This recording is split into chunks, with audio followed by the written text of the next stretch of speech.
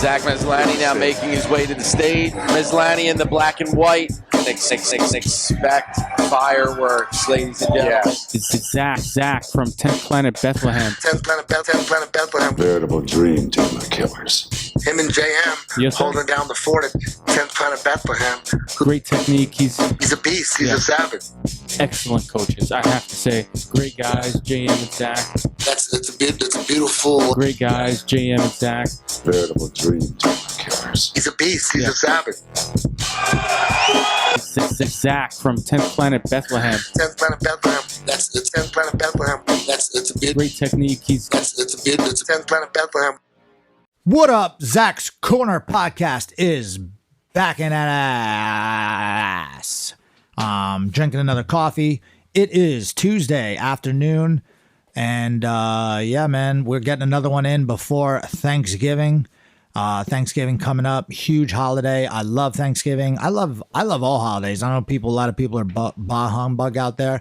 I am not. I like the holidays, but a little bit different since we're living under the new normal dictatorship of Governor Wolf and Governor whatever the governors are. And, Trump has seemed to disappear into the woods. I guess he's playing golf and stuff like that. So, the governors are kind of out here running rampant, but there's nothing you could do about that anyway, because we live in the United States of America. And if you don't like the state, you can move, which I eventually will do, but I'm not going to do that yet. Still got a lot of work to do here in our hometown. But yeah, man, crazy shit with that. Just, trying to, they made a, Governor Wolf and Dr. Rachel Levine, if you can believe that, made a more mandates, more tyrannical BS mandates that make absolutely no sense. They mandated now that first of all, you got to wear a mask in your house. No one's doing that.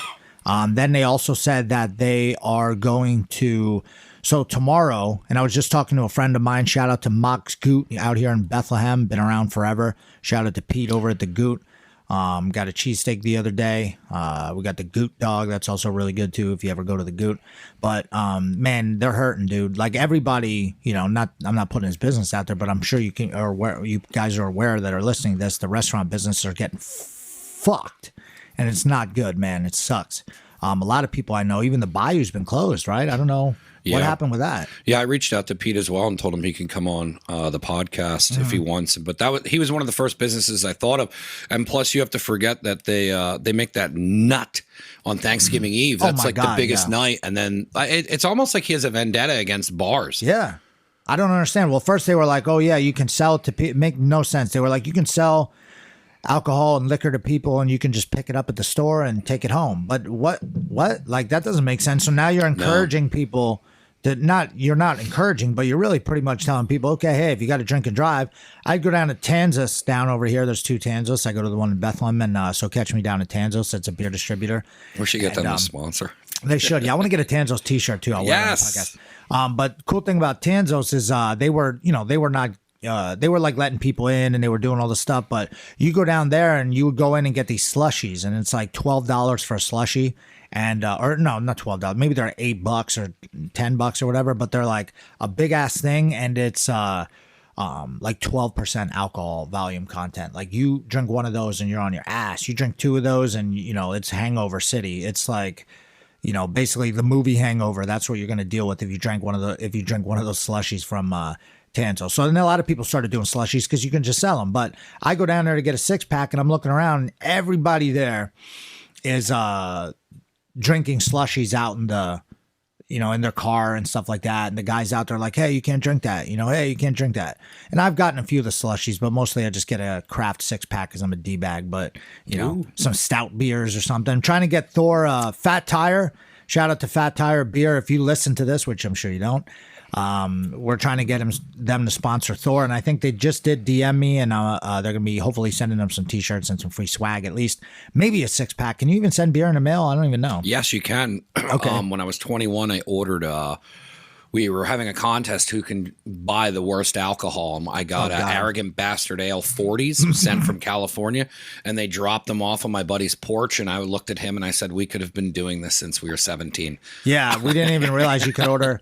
I did, someone sent me, maybe it was my aunt or somebody from Canada once sent me they sent me what was it called? Those Molson Triple X. Yeah. Back in the day, you remember couldn't those? get it. Yeah. Blackout City on those bad boys. You would. Yeah, you're like, I remember when someone's like, "You ever see Triple X?" Yeah. And I was like, "What?" It was like taboo. It was scary.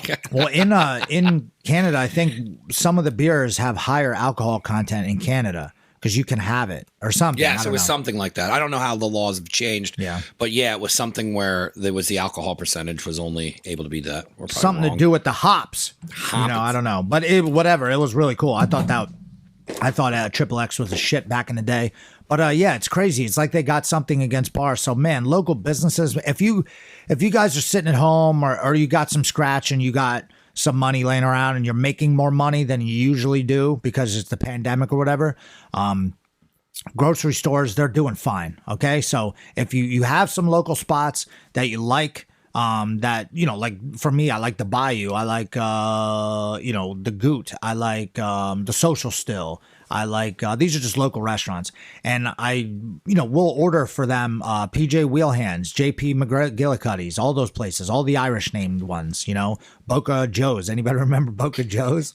That place was a joke. Someone got their head kicked in outside. They had to shut her down. And then they opened up Banana Joe's. Someone got their head kicked in. And they had to shut her down. And then they also got people ringing shots off. It's Allentown. What do you expect? But that was actually a cool area. But yeah, they if the whole point of that story is to, you know, support local businesses. There's a lot of businesses like mine, not just martial arts schools, but salons and barbers and all types of stuff that really got hit with some crazy shit. And they can't shut down. They got to keep going. What do you want people to do? You know, they have to keep doing stuff. And it's a mix between taking chances and going out there and doing something for yourself. You know, I always feel like when you do nothing, and me and JM used to say this all the time, when you sit at home and do nothing, nothing happens. You know, nothing's going to happen. Like maybe you get on the internet, make some shit happen, whatever. But even that, you have to get off your ass and open up the laptop and go on there and start applying this stuff or whatever you're going to do. Like actually, if you're a business that's in the Northampton County, you can go on the Northampton County website. It has something to do with the Chamber of Commerce. I know we're not too fond of them, but they are giving out grants. They have a couple $1 million from who knows where to give grants out to small businesses. So we'll see. I'll be keeping you guys updated. And right now, my bank guy, everybody should have a bank guy out there. He tells me there's no money from the government coming. So don't expect Big Daddy government to come bail you out. You're going to have to go out there and get it yourself. And that's what we got to do. You got to just do it yourself. I saw that article. Do you think that that's legit? There wasn't too much information on it. It just said that the chamber had it and you had to go on their website. But I don't know if it's like you have to applied. Be on. Do you have to be on the chamber or? I don't know. I already applied and I have the lady's email. So I'm going to wait. I applied like at 2 a.m. on Saturday probably or some weird hour. Yeah. So today is Tuesday. I was just going to give them Thanksgiving, and then next week I'm going to check back in with them and see what's up. So, and that's also, here's your business tip. I didn't even write this one down, but it's a good one. Here's your Zach Mazalash, Uncle Zach's Corner business tip of the week. And that is you got to be persistent. If you like hit the person up once, like this happened to me a couple times with jobs. If you hit the job up and you put the application in and you sit back, you know how many people I would ask and be like, hey, did you get the job? And they're like, oh, I applied, but I didn't hear back. And I'm like, oh, did you call them? And they're like, no. I'm like, well, did you touch base with them? No. And that was one thing that they told me. Somebody told me that, at like a job fair or some dumb shit that I went to back in the day. And out of all the asinine things and the things that you know you're already supposed to do, but you don't do, even though you know you're supposed to do them, you still don't do them. One of the things that I actually remembered was to check back in. So, you know, if you guys don't know this, for you young guys out there, or if like you lost your job because of the corona or whatever, you put out 1 million applications. Kind of like one of my buddies when he used to go to the bar, he would just go out there and try to hit on every chick. And then hopefully one would come through and I'd be like, dude, you're ridiculous. And he would just be like, it's a numbers game. It's a complete numbers game. You ever know a guy like that? Yeah. It's a numbers game. I'll hit on everybody. Yeah, I'll hit on everybody. One of them will come through. It's the same thing when you're trying to get a job. Look at every job, put every application in. And then as the opportunities hopefully come in, then you can pick and choose which ones you want to do. And you can always don't just ghost someone, be like, hey, thank you for the opportunity. Actually, something, just came up and I'm going to have to do this, but I want to keep you, blah, blah, blah, that type thing. But if it's a job you really want and they don't get back to you after a week, hit them back up. You know, don't just email them too. I'll call the fucking place. Like when I was trying to get a job at the, I worked as a juvenile probation. I wasn't a probation officer. I was like a community service work crew supervisor, like 9,000 titles. And I worked for the probation office. But when I wanted that job, I had to call them 1,000,000 times to get the, job. I had to just keep calling them. And then like, finally they were like, I finally got in touch with the guy. I was like, hey, who's in charge of the applications? And then they told me the guy's name. And then next day I called him. I got to his voicemail. I didn't leave a message. And then I called back and then he answered the phone. And I was like, hey, I just, got your information from the front or whatever. And at first I think he was kind of perturbed. But then he was like, all right, well, what do you want? I was like, I really want to, work at the probation office. I'm working on a degree there and everything. And he was like, all right, next Tuesday at noon, can you do an application or can you do an interview? I was like, hell yeah. I mean, I probably didn't say hell yeah, but I was like, yes, sir, or whatever. When I was, it might have been during when Stone Cold was popular. Yeah, I should have been like, give me a hell yeah, and all the guys in the warehouse that were like, is he over there doing a job? Slamming beers. I was hiding in the warehouse that I worked at. I was hiding in the, in between the shelving units behind boxes, like doing job interviews over the phone. So you got to do, man. What do they say? That saying my buddy tells me work sales is the squeaky wheel gets the grease. Yep. You got to just keep hitting people up. It's the same with jiu-jitsu guys, like that want to get matches. Like, sure, obviously, if you're the creme de la creme, if you're like the cream of the crop, remember Macho Man would say that one? We'll rise to the top. But if you are, they're gonna call you. If you're killing it that much in your field. They're gonna call you. They're gonna be knocking on your doorstep like how they are with Grace and Thor, and getting big matches. And I'll talk about that in a couple minutes. But they're gonna come knocking on your doorstep and they want to know what's up. But if not, and you're everyone else, if you're the 99.999% of the population out there, you got to start hitting people up. Even if you're like in a mid-tier or like top-tier guy, how does the tournament know that you want to compete on their event? So you got to slide into the DMs of the promoter, slide into the DMs of the tournament. Hey, who do you know at this guy? And I know a couple of dudes are really good at that. And just go on and talk your shit, and then you'll get your matches. You'll get on. And then don't shit the bed, though, when you go to compete and you just talk crap and, you're sliding into the DMs. You got to tell them, like, hey, listen, I'm ready to throw down. Let's do this, so so just be persistent. That's your tip of the week. So what else is going on? So coming up is the who's number one. Oh, what's that? Press that power. I forgot to turn it off. Right next to you is the power button. Oh, snap. Actually, professional studio down here. It sucks. I had to turn it off because that actually felt pretty good. Yeah. Humidifier. The who's number one. So the next, we're talking about if you're one of the best people, they're just going to knock on your door.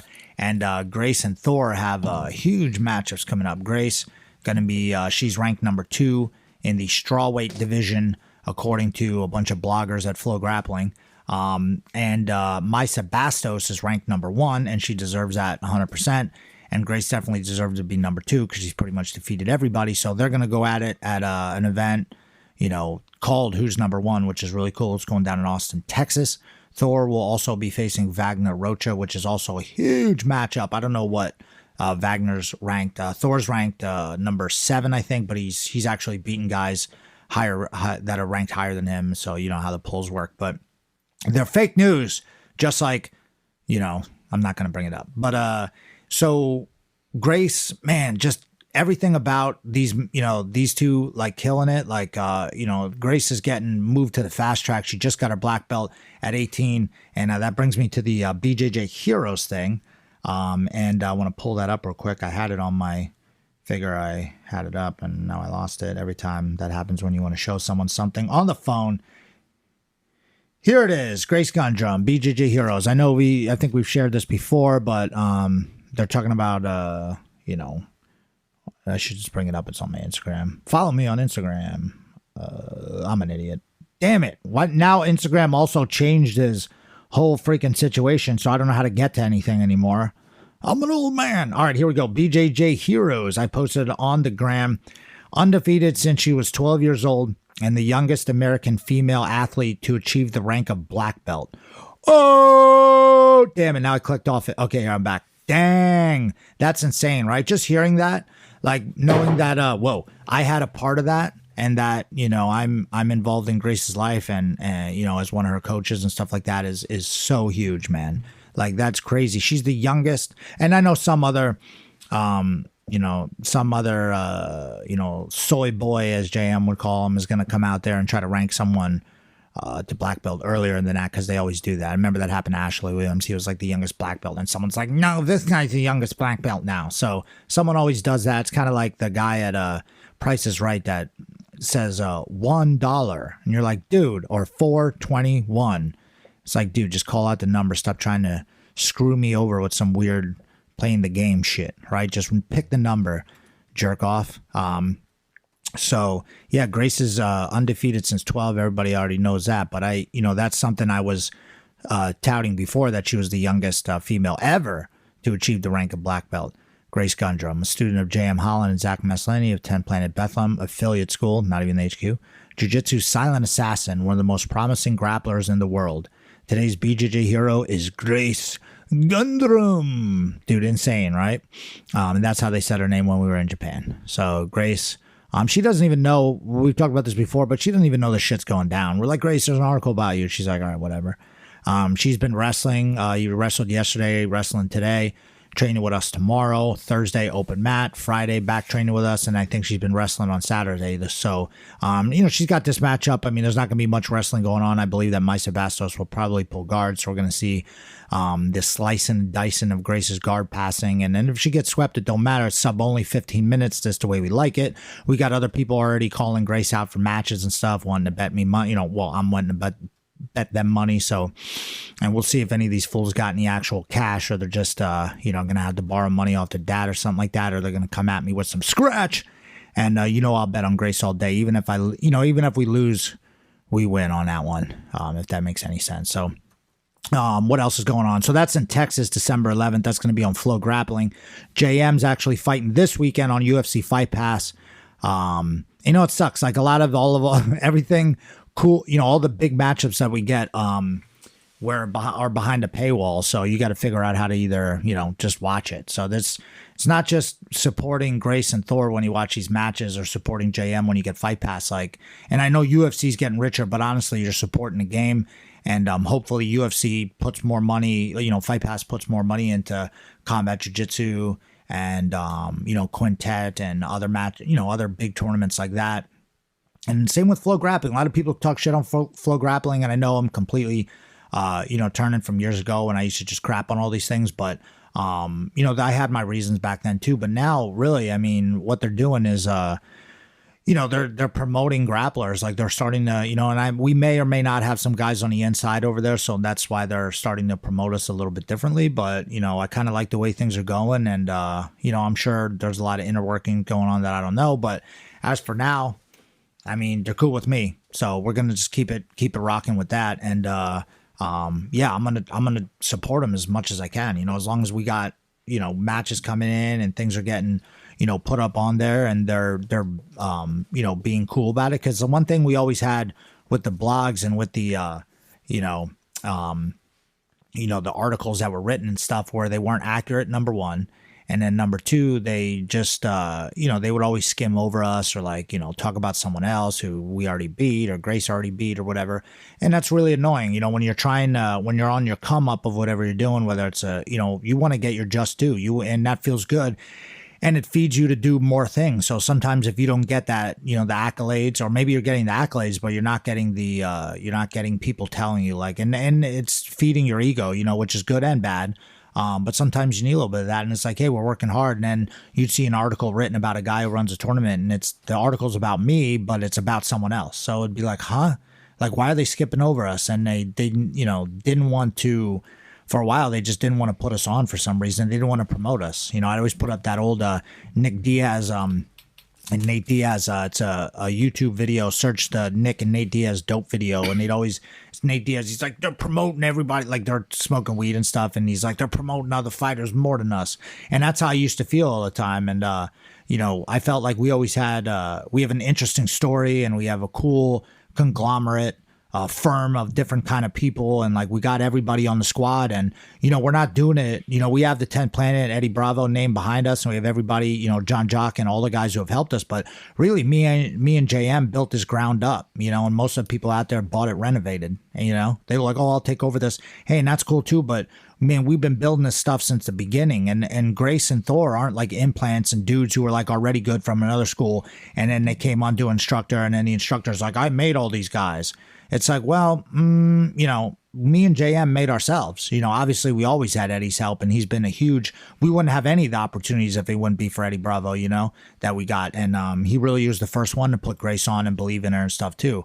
But, you know, we're out here like, you know, I don't have Eddie Bravo calling me saying, Zach, wake up and lift weights with Bryant. You know, JM, you know, you got to train with the best guys, or Thor, you got to drive down to this place and train, or, you know, Eddie doesn't have time to tell us shit all the time. He's worried. He's looking into shit on himself. You know, he's working on all, you know, stuff, and I'm just feeding off him, and, you know, we're just, you know, going back and forth. But it's just crazy to see. And now that people are giving us accolades, or people are giving us like, you know, respect and all that stuff, now is the time to be the most humble. Like, so I always feel like talk your shit when you need to, but then also when the people do give you, you know, the respect and everything, and they do put you on, and it's not like, I don't want to be like, where the fuck were you guys before? Fuck you guys. It'd be easy to say that, but now what's the point? We won. We already won. You know, everyone had to admit, if that's what you really wanted and you wanted to just rub people's face in the ground, they have to admit it.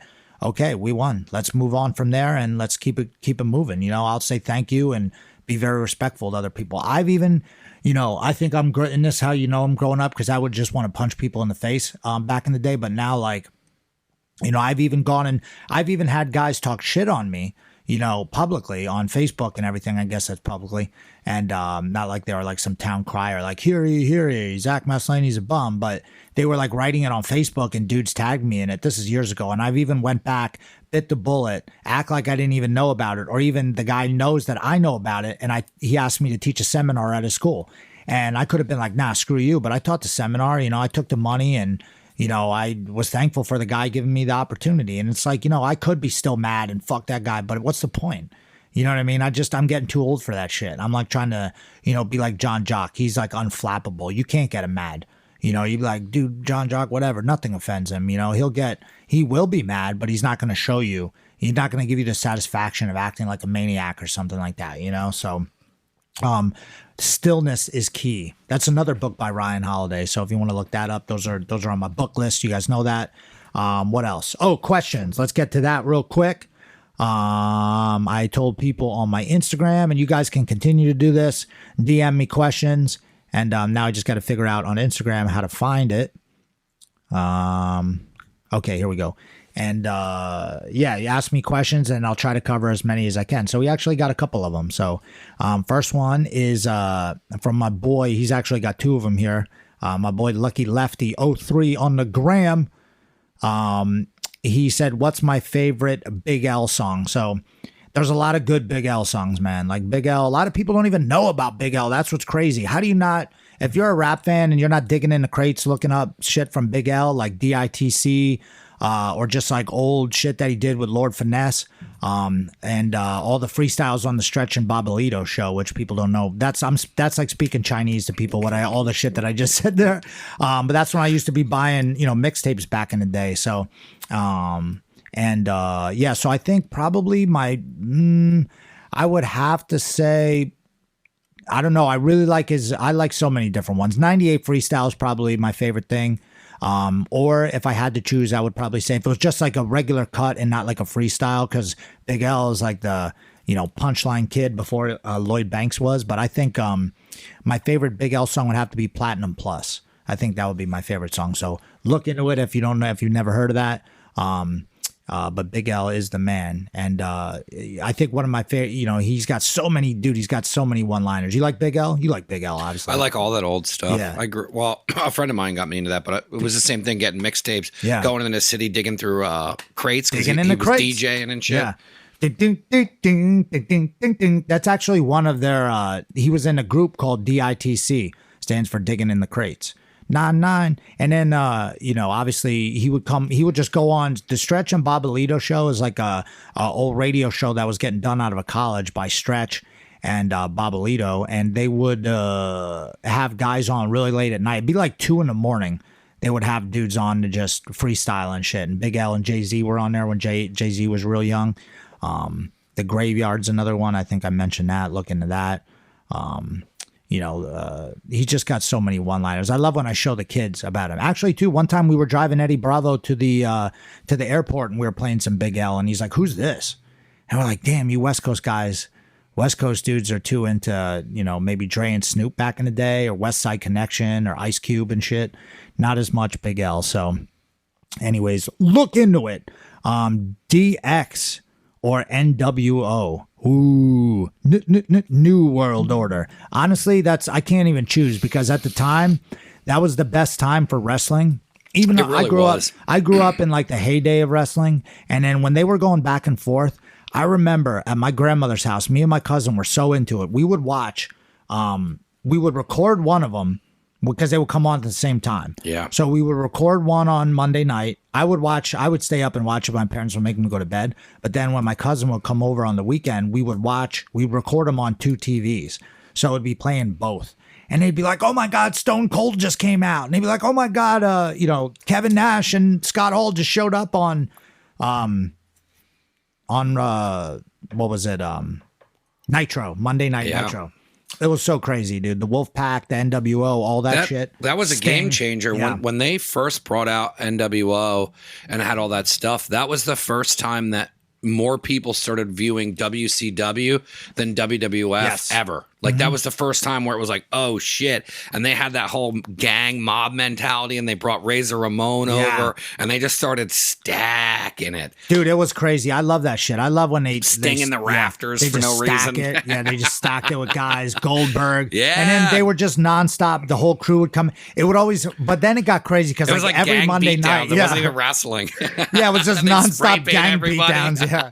No one ever won a belt, except for they would just have Goldberg just out of spearing everybody, and then they'd beat him up and spray paint his belt. Yeah, that was crazy. That was a crazy time. So I can't choose. And then DX was also crazy because everybody. Well, we would always be in high school. We would always do that. We would always be looking at each other. Teachers would be like, "Be quiet," and we'd be like, and people would be like, "You guys are so corny." Girls thought we were retarded. And then, dude, we'd always be like, "I got 2 words for you." Like that was huge when they would do that. Suck it. That never gets old. Kids would be like always doing that. The Every DX time. chop. Yeah, the good one. Another good one was the teacher would stand up and start writing on the board, and a kid would stand up and be like, "Yeah, oh shit," and they would just start nailing it. Oh shit! Did I break this? No, I think that what was holding it is just. Oh yeah, I just got to turn it.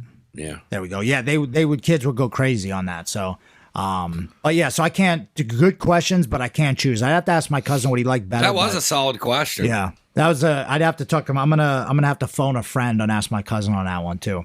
All right, we got this one from Ginger Grappler 10P. That's Sid the Kid, and he wants to know the next finisher's weight tournament style. So I was kind of breaking that down, so I'm really hoping this gets going soon. But what I'm going to do is over at, I'm looking to do this in Allentown over at, I forget what the name of the CrossFit place is, Andrew Kochel trains, but I want to do during the day, I want to have 10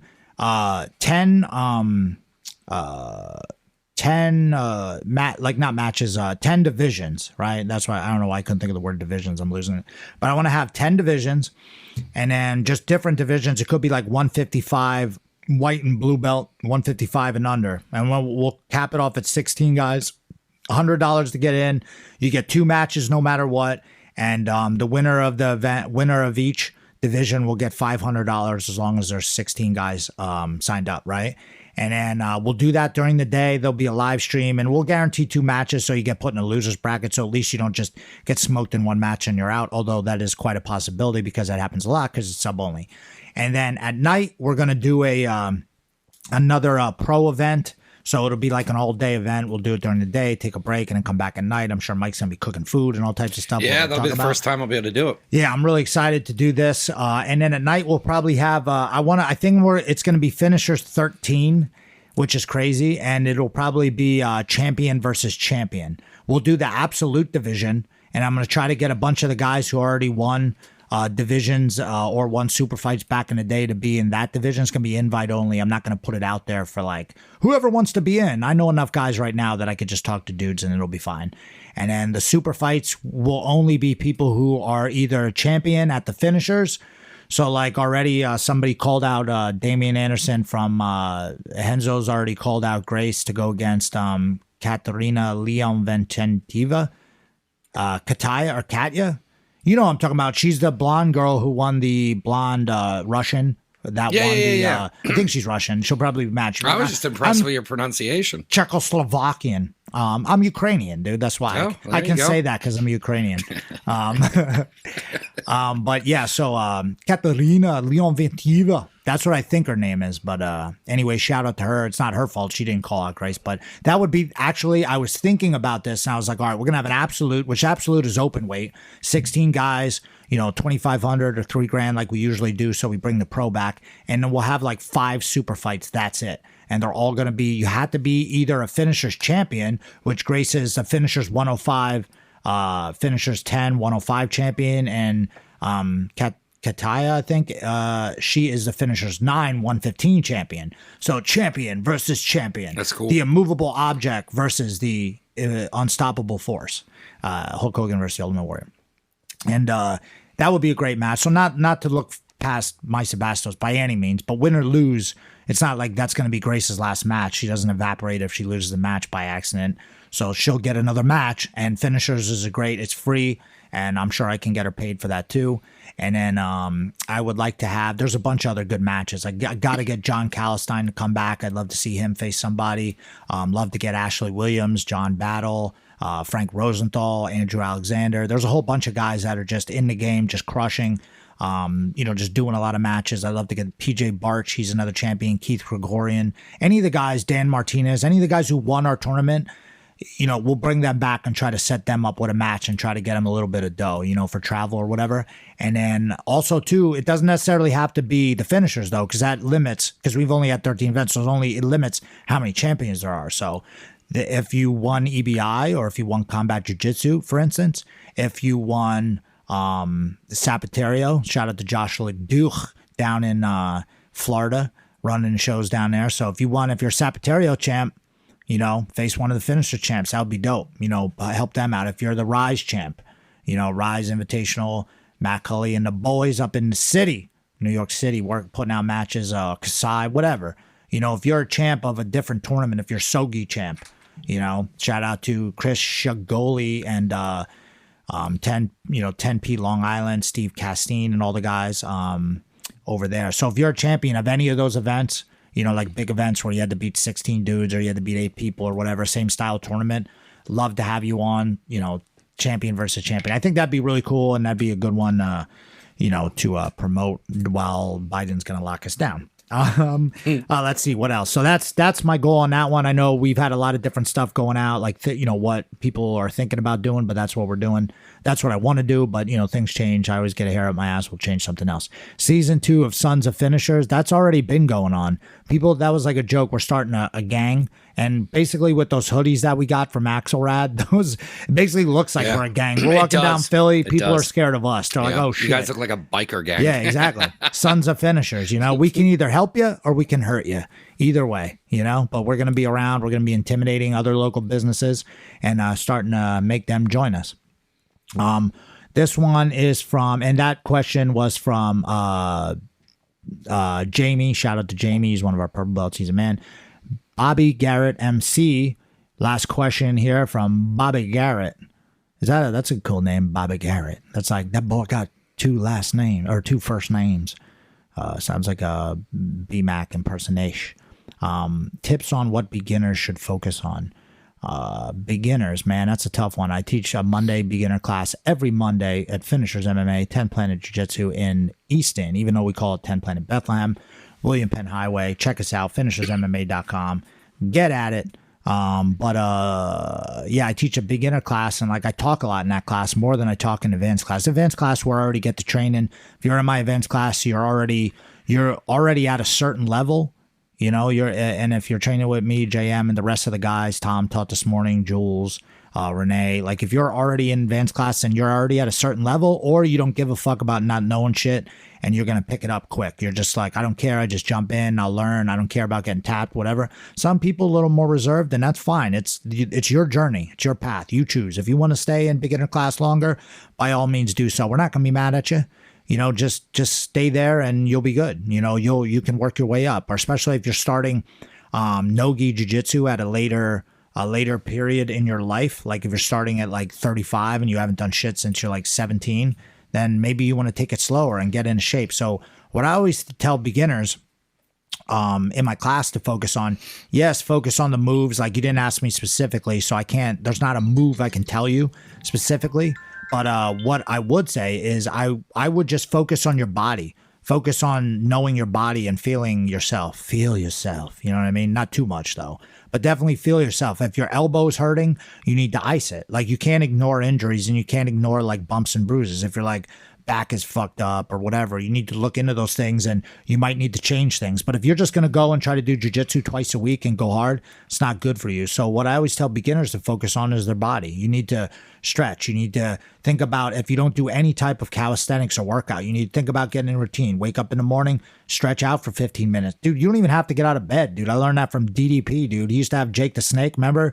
You ever see that when Diamond Dallas Page was recovering? We talked a lot of wrestling talk, but no, it's good. Yeah. He helped out Razor Ramon. He helped out a lot of people. And Jake the Snake. Yeah, Jake the Snake was really fucked up. His back was destroyed. He was all out of shape and everything, doing coke and crack and snorting fucking, methamphetamines and all types of stuff. So, but he would, because Jake was he was doing his DDP yoga, which I'm sure it's fine. I never really looked into the actual DDP yoga. Probably just yoga. But he was just telling him, yo, you could do this, just stretch out in bed. You wake up in bed. If you don't have to if you can set your alarm earlier, I know some people got to be up at work and they're just listening to this while they're driving. They're like, fuck, I got to get to work. And because I used to just come out of bed like the Undertaker, just wake up and just brush my teeth as I'm taking a shit, showering as I'm eating a bacon, egg, and sandwich, and I'm fucking out the door running, losing shit, crashing my car on the way to work and stuff. Like, it wasn't pretty because I left no time, as I'd stay up at night because I didn't want to think about going to work the next day. But if you do have some time, or if you're like me and you work for yourself, whatever, because I know a lot of you guys do, when you wake up, just lay in bed for 10 minutes and stretch. Just, remember I told you about the phone thing? Told you guys about the phone thing? Put your phone out. When I wake up, I don't look over and be like, fucking Bill Gates is I don't get pissed. I'm like, it's like, you know what I mean? Like within my 1 hour, I'm like half awake and I'm ready to stab the governor. I'm like, motherfucker. So instead, that's out. And then I'll wake up in bed and I'm just like, I'm just trying to stretch and like feeling what hurts and what I need to like take care of more, what areas I should lather up with CBD. And do that, like if you need a couple of days off, like if you need a day off and I'm going to push my body, take a day off. You're feeling sick, start getting up on your vitamins and vitamin C and vitamin D and zinc and shit like that. And then you'll improve faster when your body, like they always tell you too, like Craig, shout out to Craig from Made Strength and Conditioning. And then right now I'm working with Bryant. He's one of our purple belts. He's getting into the strength and conditioning game. So if you're local and you're looking for like personal strength conditioning classes, hit me up. I'll direct you to Bryant Pabon on Instagram. But you get the most if you don't lift weights ever, and then you do jiu-jitsu for a year, and then all of a sudden you start lifting weights. If you're like a skinny guy and you're like, you can start, or if you're just even big and you got weight, you can start putting on weight. The first year, the first 6 months, you see so much improvement. You're like, damn, I'm jacked. Then it's small. Then once you're a black belt, it's not like big jump improvements. It's little small incremental improvements. But since you're already a black belt, you're already that deep in the game, those little small incremental, adjustments and little move ups mean a lot to you, because it's like, well, I unlocked another key and it takes me longer now. But in the beginning, it's like you're unlocking all these keys. You're like, oh, I got this, got that. I'm getting jacked. I'm getting this. And then eventually it takes longer. But in the beginning, dude, boom, you just bang that out. So I think people, if you just start off with like twice a week with a kettlebell, twice a week stretching, yoga, something to just keep your body moving and keep yourself flexible. And then just for beginners also, when you come to class, just have an open mind. You're not going to know shit. It's going to take you a long time to get good, unless you're some freakazoid person, but just take your time. Just have an open mind. If I had to settle down on what moves to work on first, I would say guard recovery. You have to be able to get your guard back. Look up Faraz Sahabi, guard recovery. I also got some stuff on my YouTube too. So Yeah, so thank you guys for the questions. Let's do that every week. That's pretty dope, right? Quick questions. Yeah. We'll have like there was good questions in there too. Yeah, there's some good ones. So, and we'll do more. I'll try to remember to post it up. But if you guys think of any and you want to talk more MMA stuff and jiu-jitsu stuff, I think I did that one podcast. It's a good one. It's called Forever White Belt Podcast. We just talk jiu-jitsu and MMA, and a lot of guys want to hear me talk about that stuff, but I don't want to waste 40 minutes talking during class and waste everybody's class time. So this is what I want to do it on this podcast, not just talk politics and all that stuff. So, yeah, that's pretty much it. I want to keep doing that because I think guys, people really like that. And that's what I seem to get the most feedback on. So, and I know people, oh yeah, I answer your questions, and I never did it. So if you have one that you sent in before, send it in again. Uncle Zach's trying. But other than that, have a great Thanksgiving.